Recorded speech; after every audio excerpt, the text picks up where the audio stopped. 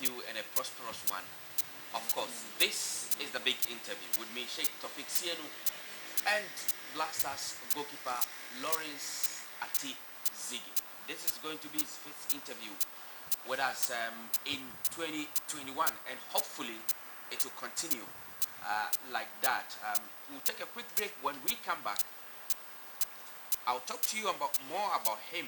He introduces himself, tells you more, and then we get going.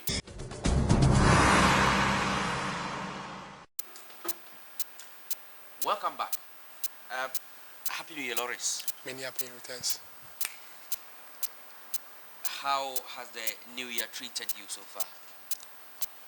It's been great because I was able to see my family and saw my friends as well. And we had a New Year party, so it's been really great. Are you always excited when it is Christmas and you have to come home and have a meeting with the family?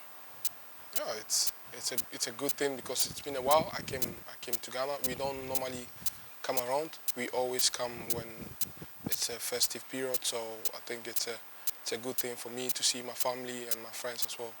Tell me more about yourself.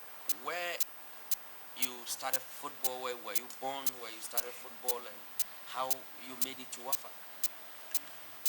Well, I was born in Accra. My family comes from the Volta region, but I was born in Accra, and yeah, I started playing when I was... Which part of Accra precisely? Around Mamobi, yeah, this area. And I started playing football when I was 6, and yeah, before I was playing on the field, I was not a goalkeeper. I was playing like a normal. And then I was actually going to ask you that question because every Ghanaian, boy wants to play football. You don't even think about goalkeeping. Well, the problem was I didn't really have a lot of friends who were goalkeepers. We were all playing, so we used to have this small post we were playing. And one time we went to play a game somewhere. We needed a goalkeeper, and then there was no one around, so I had to go in goal. And this was how I started being a goalie. This is miraculous. There is a miraculous aspect of everybody's life. Let me quickly remind you that this is the Congress Hotel where we are bringing you the interview live on the Patrice Lumumba Road, Airport Residential area. If you want the best of accommodations and comfortability, this is the place to be. Enjoy yourself. It's very affordable for you wherever you're coming from. You just went into posts, to catch for your friends, and all of a sudden you just decided to become a goalkeeper. Yeah, because the first time I was in goal, we won this game, and when the ball comes, I was able to get the ball. So my friends were like, "You are doing good, so be in goal because you saved us a lot." And I was like, "Okay, then I'll start playing in goal." So this was how I started being a goalkeeper. So did you play for any juvenile or coast club in your area before moving? Yeah, I played in Adabraka. It was a team called Argentinos Juniors. So this was where I started playing. I was playing there under 12, and then I moved to Red Bull Ghana. Okay, so how did Red Bull spot you? Were you recommended by somebody, or they came around scouting and they saw you, or they organized a competition for you to take part? Actually, it was like Red Bull was new in Ghana, and so they had only older guys, like the senior team, and they decided to make the younger team. So they were scouting players to form a junior team. So this was when they came around Adabraka and saw us playing, and they selected some of us, and then we went there. So we actually represented the junior under 12 team in Red Bull Ghana. Okay, so you were actually spotted at Adabraka. Yeah. Red Bull, how has it been supportive to you throughout your career? Well, I think it's been great because there was a lot of facilities we could use. The pitches were good, and we were getting all that we needed. We were getting good accommodation. Having, we were feeding well. So yeah, it was good. It helped us to develop in our football career. Did you have a dream of becoming a professional footballer? Or when you started playing around with your friends, playing coach and the rest, you had a target of maybe I want to be a lawyer, I want to be a teacher, I want to be a bank manager. That was why we all wanted to be, because we thought bank managers have money, so we always wanted to work in the bank. Did you have that feeling, along the line? When I started schooling, my parents didn't want me to play football because I was always coming home feeling like dirty with my clothes dirty. So my mom didn't want me to play football, and she was like, "You have to study." And so for me, I was having in mind I wanted to become a doctor because I didn't want to play football. I was like, okay, I'll go to school and become a doctor. But then things changed, and I started playing football. You are now a doctor on the field. Yeah, so, that's how life is. It dictates for you what you know. Now, you went to Red Bull. How long did you stay with Red Bull before you moved out of the country? I stayed with them 5 years because we were The the first batch who made the under-12 team in Red Bull. So yeah, I was there for long. I stayed there. I played for the under-12, under-14, under the coach Maxwell. Yeah. He was there too. He was the coach for the junior team. And yeah, I played under-17 before I moved out. Okay, so you actually played under Coach Marcel Kunedu? Yeah. Okay, is he one of the coaches who helped your development? Yeah, a lot. And he knew my potential, so he wasn't worried about me in goal. Sometimes he was the one, because he realized I was able to play on the field. So he was the one who normally let me play on the field. So I'll be in goal in the first half, and then we change, and then he makes me wear the normal jersey and then play on the field. Oh, really? As a striker. So wow, this is what was happening. So you could play in a game as a goalkeeper. Yeah. And then in the second half, In the second half, I changed, and then I get a normal jersey, and because we were the junior team, and there was not so much energy.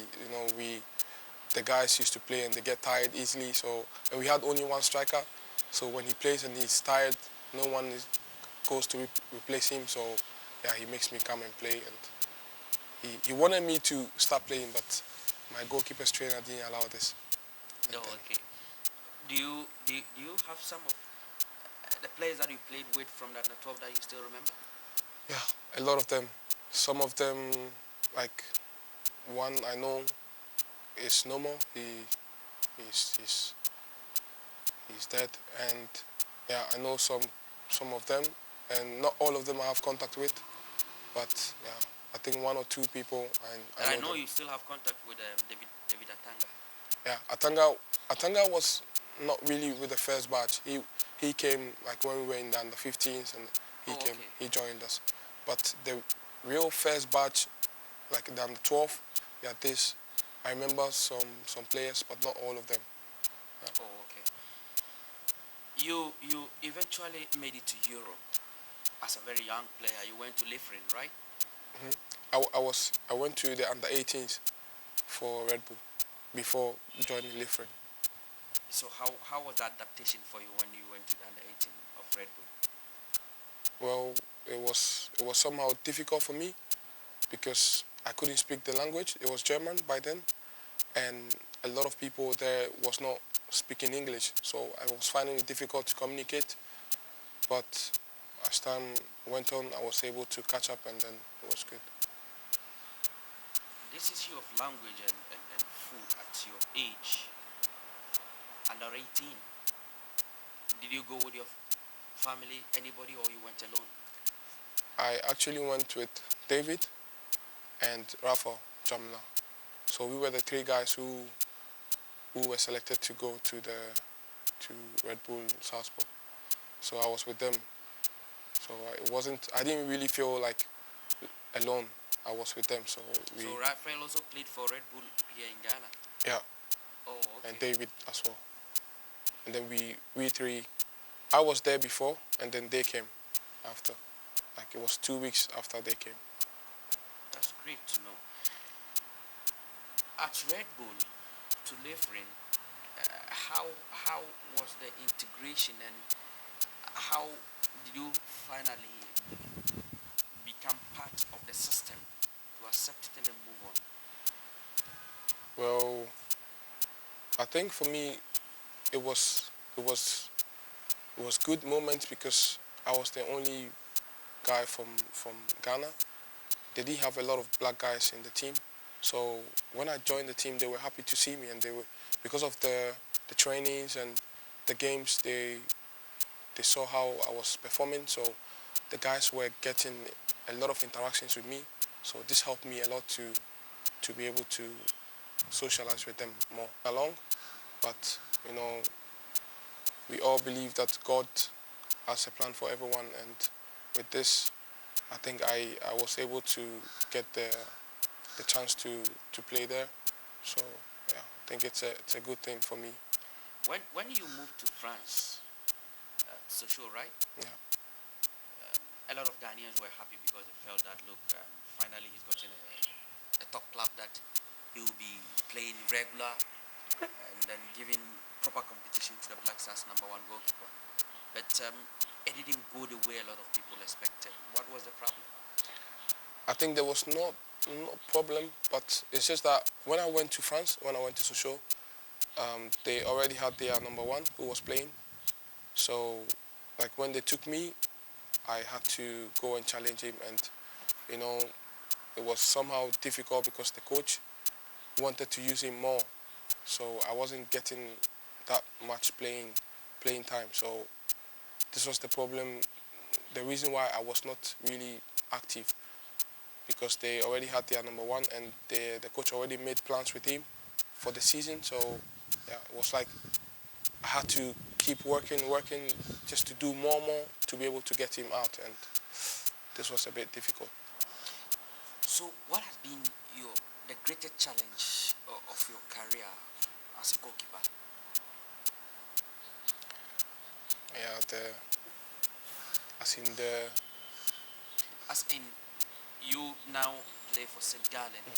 Along the line, what has been the greatest challenge that you have met, as in a competition from another goalkeeper, or as in a club that you attended that you struggled to make it the way you wanted to do?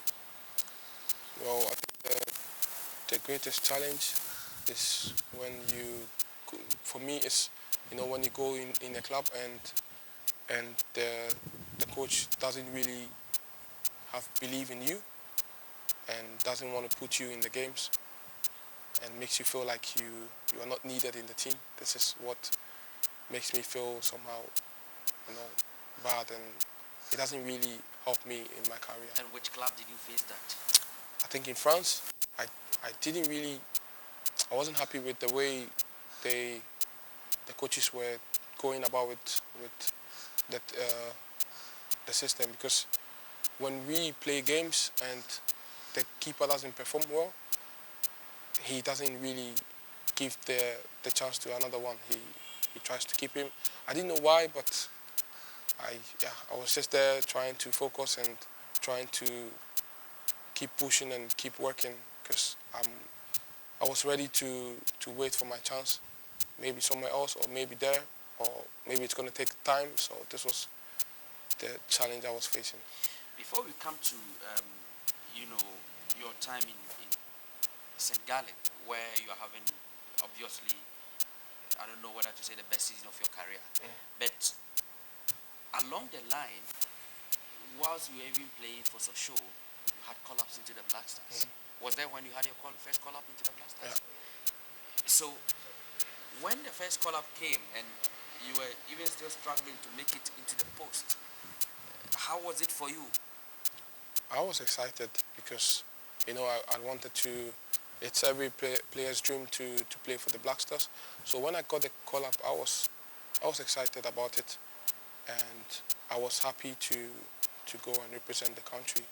But then, like you said, I wasn't getting much playing time. But I think during that period was the period I was there new. and the other goalkeeper was not so active because he was injured.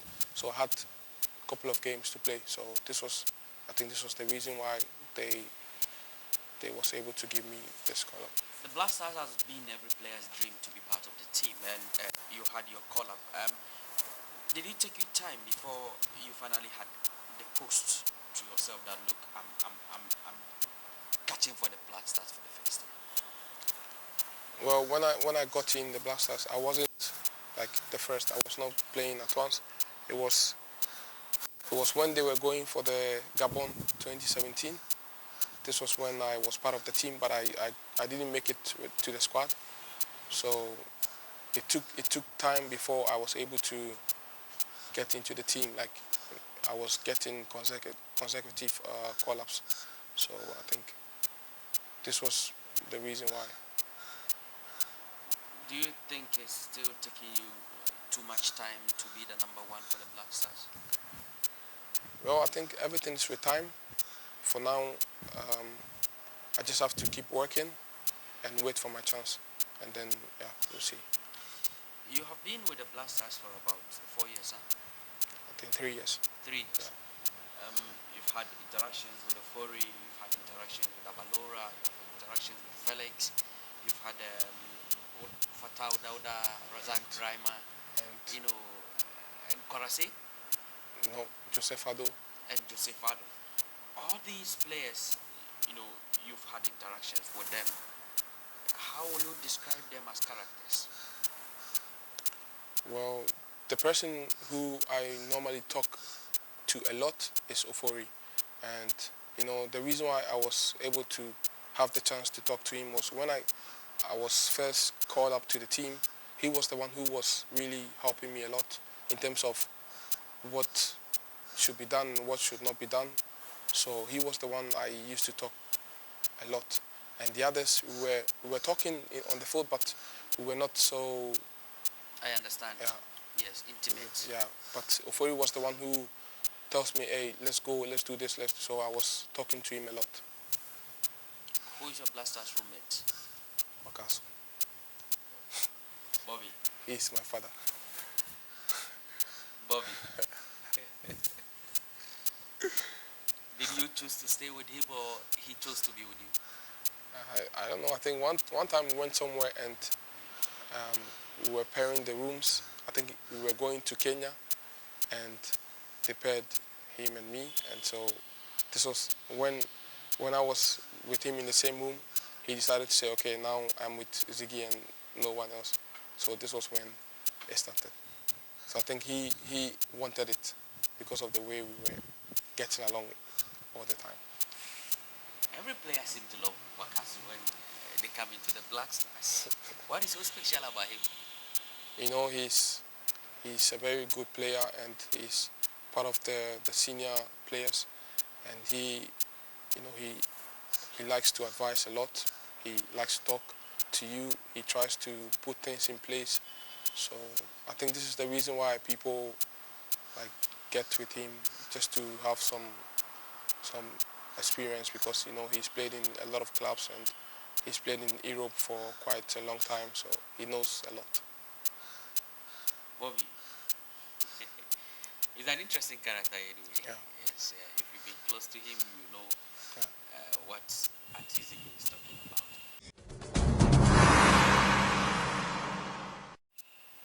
We are coming to you live from the Congress Hotel on the Patrice Lumumba Road, airport residential area.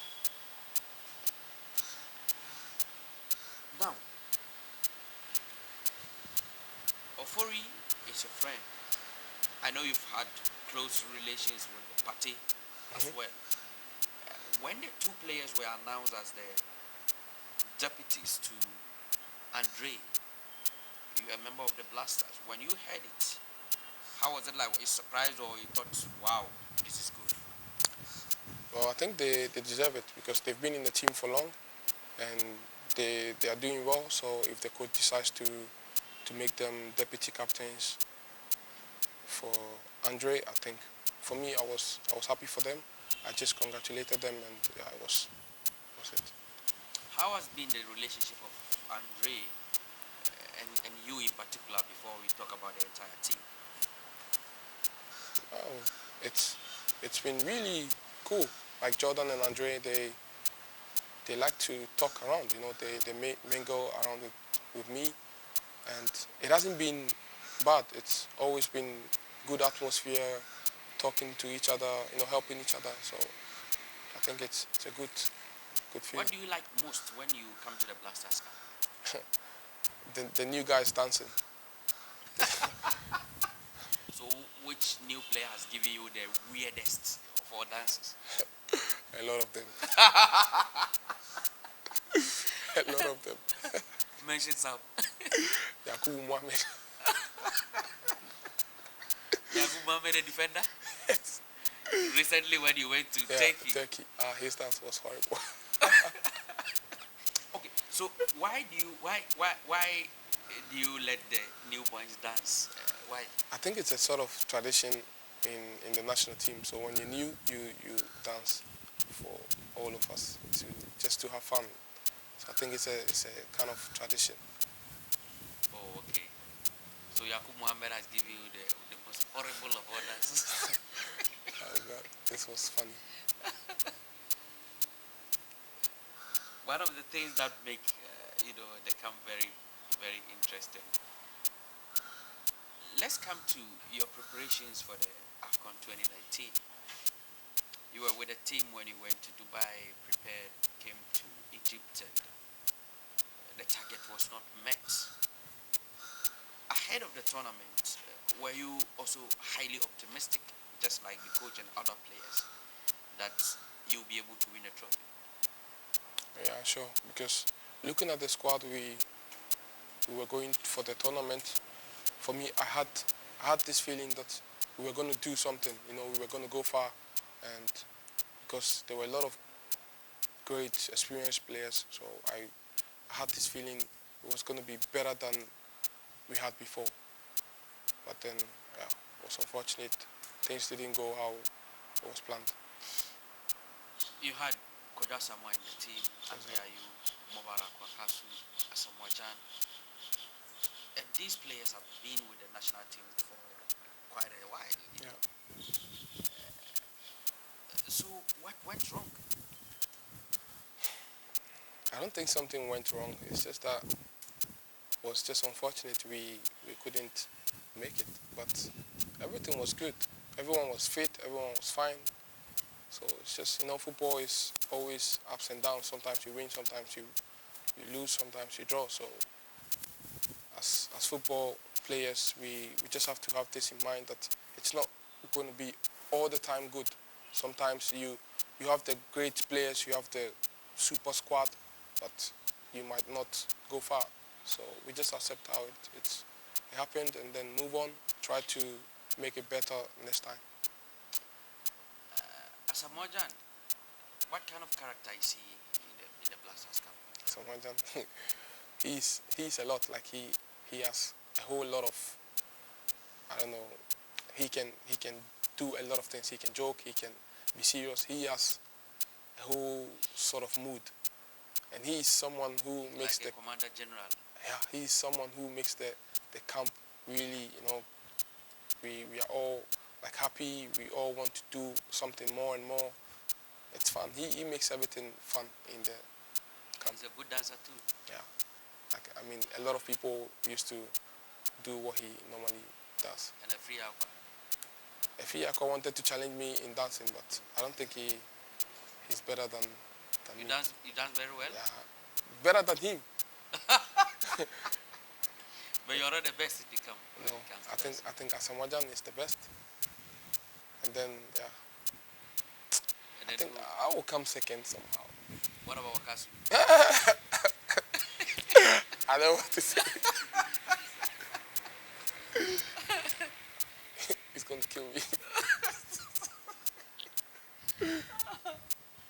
But we would love to see this particular aspect.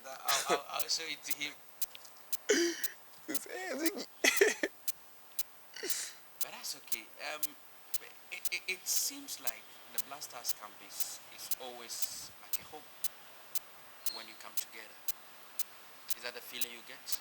Yes, it is. because you are able to see some of the players because they all play in different countries. So when we all come together, we all see each other, and yeah, we are all happy seeing each other, and then we have interactions about our clubs, and this it makes it really fun. Gyan, before the tournament, was made a general captain, and Andre was made the substantive captain of the team. Do you think that that also affected the team in a way that didn't help us to win the tournament? Well, I don't think this issue with this captaincy had something to do with the tournament. The tournament was just unfortunately we didn't go far, but I don't think this was something which came around or which came across. No, I don't think so. Then he had complained that because of the analysis expose that took the GFA off, had to come back to form new leadership and other stuff. Because of that, a lot of referees on the continent were unfair to Ghana in most of our games. Do you think that the refereeing at the AFCON also affected us? You know, referees are always like a taboo. You sometimes, Touch them. yeah, and when you do your things on the field, I don't think the referee can be against you in a way. You just have to do the good things on the field and not bother about the referee. So I don't think this Anas issue was something to do with the referees not helping us or cheating us. I mean, if you kick a ball from the center to the goal, the referee is not going to say it's not a And goal. against Tunisia, Andrea, you scored one of the best goals. It was TV replays and everything. It was like a very good goal, but the referee said it was Yeah, offside. yeah. This was I didn't really understand. I didn't know why it was offside, but these are the referees and they are those who are officiating the game, so they know what it is and what it's not. And for me, maybe it was not an offside, but maybe it was a mistake or something from the referee. We learned that the referee apologized to the team after the game that he made a mistake. Was that true? I didn't really see this. I didn't see this, but maybe he did. I don't know. I have no idea. St. Gallen has been your home now, and you've been playing well. Do you think that you found finally where the real you, the real Ati-Zigi, will come out for people to see? I think everything, like you said, I'm doing good, and it's all because of the the chance I had and the belief the coach had in me. So this is what has pushed me till now, for me to always give my best on the field and to help the team. I asked an earlier question, but this is a follow-up to that particular question about African goalkeepers. You are now number one for your club in Switzerland. Andre Onana is the number one for his club in Holland. Mendy is the number one for Chelsea in England. What does it mean for African goalkeepers to be number one for their top clubs in Europe? I think it takes a lot of hard work, dedication, and you know focus and believing in yourself to get this sort of achievement. So I'm not surprised if an African goalkeeper is a number one in an European team, because it takes a lot to get there. Do you see it to be, a big achievement to see an African player, being the number one goalkeeper for a top European side? Well, I think it's a great achievement, because not a lot of goalkeepers, African goalkeepers, are playing in Europe. So I think, yeah, this is a good thing for us. With St. Gallen, last season you were imposed for about 18 times. This season, all the 13 matches that they have played, you've been imposed. Put together, you've been imposed for about 31 matches so far in a season and a half. What does it mean to you? Well, like I said, I was given the opportunity to help the team. So I think for me it was good. I was able to get the exposure. I was able to experience a lot of a lot of things during these games, and yeah, it has helped me to become like who I am now. How will it be for you to be in the post for the side and be able to guide them to the title, to win the league? It's been good because I can't do it all alone. I need the support from the other players, and I need they need to push me so that I can also push them. So I think this was what I got from them.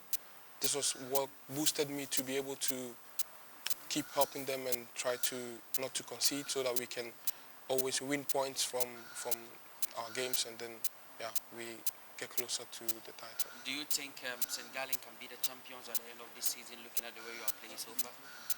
Well, the league just started, and this we cannot decide as in if we're going to be the champions now or not. So what I think is we just have to focus and take each game like one by one, and then we'll see what happens. We're coming to the final segment of the entire interview. This is the big interview on FMIG TV. With me is Lawrence Ati-Zigi, goalkeeper for St. Gallen in Switzerland and the Black Stars of Ghana. Ghana had a new coach, Sheikh, after Kwesi Appiah. When he was given the appointment, were you expecting that when you have a new coach, let me see whether he will invite me or not? Were you expecting that? Well, I was not really expecting that because it's a new coach. So what I had in mind was to just continue doing what I used to do, and then when I'm caught, it's a good thing. When I'm not caught, I just keep going. So I was not really expecting that he should call me. I was only trying to stay focused and then see what happens. He invited you for the Black Stars 2 friendly games in Turkey against Mali and against Qatar. Against Mali, you were imposed. Yeah. Things were very bad. How was the feeling like after the game and Mali finished us? For me, I don't think it was a bad game. It was a good game. It's just that we lost this game, and it didn't mean we were bad during this day. Like I said, football is always like you win sometimes, you draw sometimes, and you lose sometimes. So the fact that we play a game and we lose doesn't mean the team was bad. We just lost the game, so we just have to go back and watch the game. The things we weren't able to do, we tried to do them better, but it didn't make us a bad team. Very few weeks after the tournament, Bernard Mensah announced his international retirement. Were you surprised? Because a lot of Ghanaians felt like he's too young to announce his international retirement. Were you surprised when you heard that? Yeah, I was surprised. I was a bit surprised because I didn't know why he took this decision, but I think he himself knows the reason why he did that. So, I just have to take it how it is and wish him luck in this. You played along with Asamoah at a point. He's also announced his international retirement recently. 30 years of age. He was at 5 AFCONs, 1 World Cup, won the Under-20 World Cup for Ghana with his last penalty and other stuff. What is your greatest memory of Asamoah? I think when he scored this bomber against, I don't know the team, I don't know which country, but he scored one fantastic goal. Was it in Ghana or outside? I think it was in Ghana. He chested the ball. It was against Rwanda? I can't remember the country, and then he chested the ball, and then a drive was really spectacular. It was a nice drive, like chested the ball and then kicked it. That's the greatest memory of him. Yeah. This is when I see this goal, I remember him. And in the Black Stars camp, was he also another character? Yeah, he was like straight. He likes to put things in place. He doesn't want an organizer. Yeah, he doesn't want things to be like this is here. He was straight. When it's not, he tells you it's not. When it is, he tells you it is. What's your target for the new year, and what are you expecting to do for the national team? Well, for the national team, I can't really predict what could be, but like I said, there are a lot of goalkeepers in Ghana, so yeah, you cannot predict if you are going to be always called or not. So yeah, for the national team, I don't know what's going to happen next. I just wait for the chances to come, and then yeah, we'll see what goes on. And what is your personal target with the club in the new year? What are you expecting to achieve? Well, for my personal goals in my club, I want to, the last season when I was with the team, I considered not like a lot, but I considered an amount of goal. And this season, I want to reduce this to play more clean sheet and to have less goals against me. This is my target. Are you married? No, I'm not married. You have a girlfriend? Yes, please. So when are you getting married?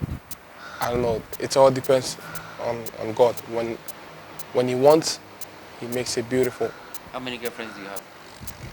How do you? I don't get the question. How many girlfriends? Oh, Yeah, how many girlfriends do you have? no, I don't have girlfriends. I have only one girl. This has been a big interview with Lawrence Ati-Zigi, Blasters goalkeeper, and then goalkeeper for St.Gallen. When I asked how many girlfriends he had, he wanted to answer the question. No way. That would have been a bomber for him. No, I have only one girlfriend. It's been nice having you, Lawrence. Thanks for having me around. Very interesting character. He's giving us a lot of interesting scenes to remember with, and I think you have also enjoyed this particular interview. It's the first time having him, and I'm very hopeful that we shall have him in subsequent editions on FMIG TV. This has been the big interview with me, Sheikh, Tophic, Sienu, and Lawrence Ati-Zigi from the Congress Hotel on the Patrice Lumumba Road inside Airport Residential Area. For all the best of accommodation, comfortability and affordability, this is the place to be. Just come here and have fun. The swimming pool, everything is there for you to enjoy yourself. Until we meet again, I say a prosperous new year to all of you. Bye for now.